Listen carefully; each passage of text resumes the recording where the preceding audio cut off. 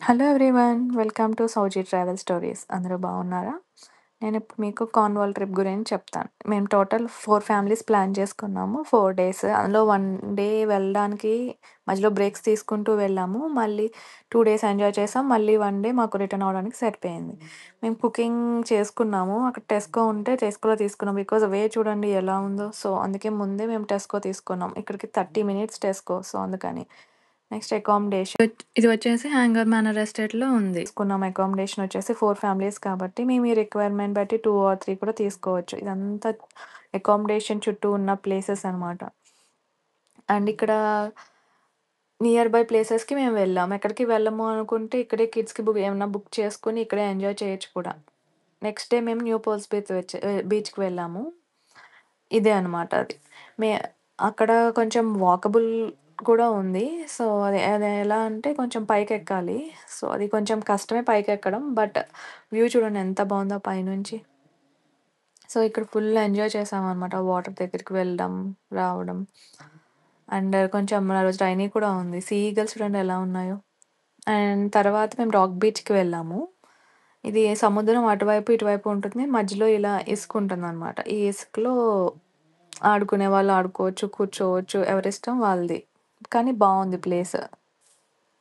And next day మేము water ఫాల్స్‌కెళ్ళాము. ఆ మధ్యలో మేము ఫుడ్ కోర్ట్ దగ్గర ఆగి కొంచెం రిలాక్స్ అయ్యి, కొంచెం ఫుడ్ తిని ఇక్కడ కొంచెం కొన్ని ప్లేసెస్ ఉంటే ఆ పైన వెళ్ళి చూసొచ్చామనమాట. సో, ఫుడ్ అంటే రీజనబుల్‌గానే ఉంది. అండ్ టేస్ట్ కూడా బావుంది. మేము ఫుడ్ టేస్ట్ ఎలా ఉంటుందో ఏమో అనుకున్నాం కానీ బావుంది. అందరూ గూడా చాలా బావుంది ఫుడ్ అనుకున్నాము.